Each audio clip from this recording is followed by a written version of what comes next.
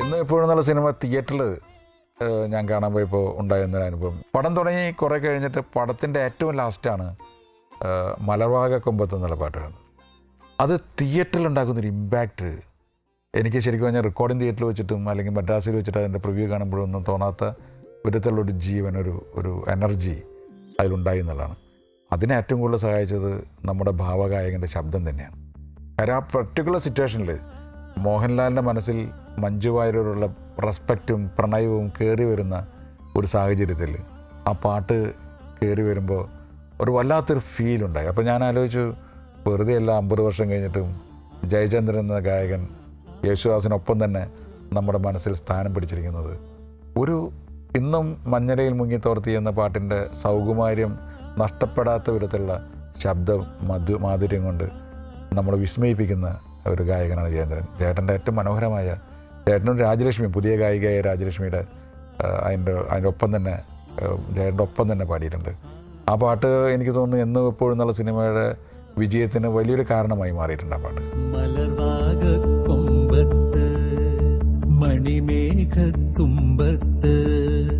മഴവില്ലിൻ തുഞ്ചത്ത് ചാഞ്ചാടു കിളിയേ കിളിയേ ഉണരുമ്പോൾ പിടയാതെ ചിറകാലെ കുടയാതെ ഇടനെഞ്ചിൻ മഞ്ചത്തിൽ ചാഞ്ചാടു കിളിയേ കിളിയേ വെയിലാറി നീ വാവാ പകൽ പോയി നീ വാവാ അനുരാഗ കിളിയേ കിളിയേ ചാഞ്ചാടു കിളിയേ കിളിയേ മലർവാക കൊമ്പത്ത് മണിമേഘത്തുമ്പത്ത് മഴവില്ലിൻ തുഞ്ചത്ത് ചാഞ്ചാടു കിളിയേ കിളിയേ. ഏതൊരു സിംഗറിനും സത്യൻ സാറിൻ്റെ പടത്തിലൊരു പാട്ട് പാടണമെന്ന് ഭയങ്കരമായിട്ട് ആഗ്രഹമുണ്ടാകും. അതുപോലെ എനിക്കും കുറേ നാളായിട്ട് ഭയങ്കര ആഗ്രഹമായിരുന്നു സാറിൻ്റെ സിനിമയിലൊരു പാട്ട് പാടണം എന്നുള്ളത്. അങ്ങനെ വളരെ യാദൃശ്ചികമായിട്ട് എനിക്ക് എന്നും എപ്പോഴും എന്ന ഈ സിനിമയിൽ പാടാനായിട്ട് വിദ്യാസാഗർ സാറിൻ്റെ ഒരു കോൾ വന്നു. അങ്ങനെ ഞാൻ ചെന്നൈയിൽ പാടാൻ പോയി. അപ്പോൾ ആരായിരിക്കും ഇതിൻ്റെ മെയിൽ വോയിസ് പാടിയിരിക്കുന്നതെന്ന് എനിക്ക് ഭയങ്കര ആരായിരിക്കും എന്നിങ്ങനെ ഒരു ആകാംക്ഷ ഉണ്ടായിരുന്നു. അപ്പോൾ അവിടെ ചെന്നപ്പോൾ പാട്ട് കേട്ടപ്പോൾ മനസ്സിലായി നമ്മുടെ ജേട്ടനാണ് പാടിയിരിക്കണത് എന്നുള്ളത്. അപ്പോൾ എൻ്റെ വലിയൊരു ഭാഗ്യമാണ് അദ്ദേഹത്തിൻ്റെ കൂടെ ഒരു ഡ്യുവറ്റ് പാടുക. പ്രത്യേകിച്ച് ഈ ഒരു പുതിയ ജനറേഷനിലുള്ള ഒരു സിംഗറാണ് ഞാൻ. അദ്ദേഹം വളരെ ലിവിങ് ലെജൻഡ് എന്ന് വിശേഷിപ്പിക്കാവുന്ന ഒരു സിംഗറാണ്. ആ ഒരു ശബ്ദത്തിൻ്റെ കൂടെ എനിക്കൊരു യുഗ്മഗാനം, അത് സത്യൻ സാറിൻ്റെ സിനിമയിൽ വിദ്യാജിയുടെ സംഗീതത്തിൽ പാടുക എന്ന് പറയുന്നത് ഏറ്റവും വലിയ ഒരു ഭാഗ്യമായിട്ട് ഞാൻ കരുതുന്നു. തെളിമാനത്തോപ്പിൽ നിന്നൊരാ അനുരാഗ തിങ്കളൊന്നിതാ കരിനീല കണ്ണിനുള്ളിലെ ദീപമാലയായി. തെളിമാനത്തോപ്പിൽ നിന്നൊരാ അനുരാഗ തിങ്കളൊന്നിതാ കരിനീല കണ്ണിനുള്ളിലെ ദീപമാലയായി. കിനാവിലി ജനാലയിൽ വരൂ വരൂ വിലോലയായി.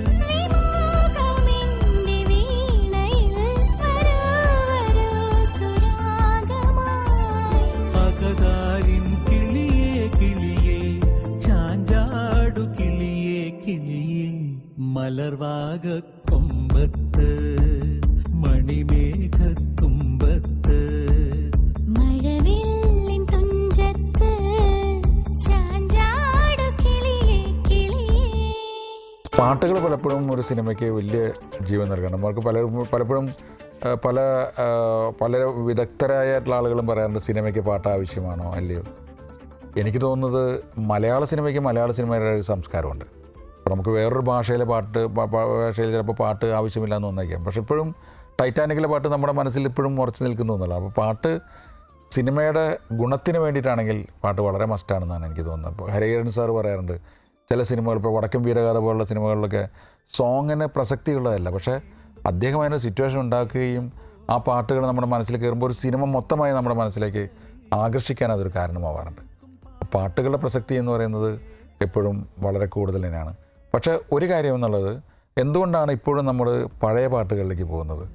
അത് നമ്മളൊന്ന് ചിന്തിക്കേണ്ട വിഷയമാണ്. ഇപ്പോഴും ബാബുരാജിൻ്റെയും ദേവരാജ മാഷിൻ്റെയും ONVയുടെയും ഭാസ്കരൻ മാഷിൻ്റെയും പാട്ടുകൾ ഒരു നൊസ്റ്റാൾജിയ പോലെ എപ്പോഴും നമ്മൾ കേൾക്കുമ്പോൾ നമ്മൾ ഇരുന്ന് പോകുന്നു കേൾക്കാനായിട്ട്. അപ്പോൾ അതിലൊരു സത്യം എന്ന് പറയുന്നത് അതിലെ സാഹിത്യവും സംഗീതവും പ്രേക്ഷകൻ്റെ അല്ലെങ്കിൽ കേൾവിക്കാരൻ്റെ മനസ്സിലേക്ക് ആവാഹിക്കുന്ന രീതിയിൽ അത് ജനിക്കുന്നു, അല്ലെങ്കിൽ അവരങ്ങനെ അത് പ്രൊഡ്യൂസ് ചെയ്യുന്നു എന്നുള്ളതാണ്.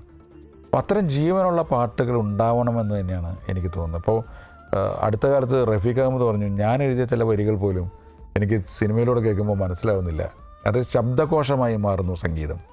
അത് ഒരു ആരുടെയും കുറ്റമൊന്നുമില്ല, പക്ഷേ അതിന് ഒരു ന്യൂ ജനറേഷന് കുറ്റം പറഞ്ഞിട്ടൊന്നും കാര്യമില്ല. ഇപ്പോൾ കഴിഞ്ഞ വർഷത്തെ ഏറ്റവും നല്ല സിനിമകളിൽ പെട്ട ഒന്നാണ് 1983 എന്നുള്ള സിനിമ. അതിൽ ഓലഞ്ഞാലിക്കുരുവി എന്നുള്ള പാട്ട് ഇപ്പോഴും ഹിറ്റാണ്. അപ്പോൾ എത്ര കാലം മാറിയാലും മനുഷ്യന് മനസ്സിലാവുന്ന, മനുഷ്യൻ്റെ മനസ്സിലേക്ക് സ്പർശിക്കുന്ന പാട്ടുകളുണ്ടായാൽ അത് സിനിമകൾക്ക് എന്നും ഗുണം ചെയ്യുന്ന തന്നെ ഞാൻ വിശ്വസിക്കുന്നത്. എനിക്ക് തോന്നുന്നത് നമുക്ക് വീണ്ടും അങ്ങനെ ഒരു സംഗീത പാരമ്പര്യം അടുത്ത തലമുറയ്ക്ക് കൊടുക്കാൻ ഇന്നുള്ള ചലച്ചിത്ര സംവിധായകരും പ്രവർത്തകരും ശ്രമിച്ചാൽ എനിക്ക് തോന്നുന്നു നല്ല പാട്ടുകൾ വീണ്ടും മലയാളത്തിലുണ്ടാകും, വീണ്ടും ഗാനങ്ങളുടെ ഒരു വസന്തം മലയാളത്തിലുണ്ടാകും. അതുതന്നെയാണ് എൻ്റെ ആഗ്രഹം, അതുതന്നെയാണ് എൻ്റെ പ്രാർത്ഥന.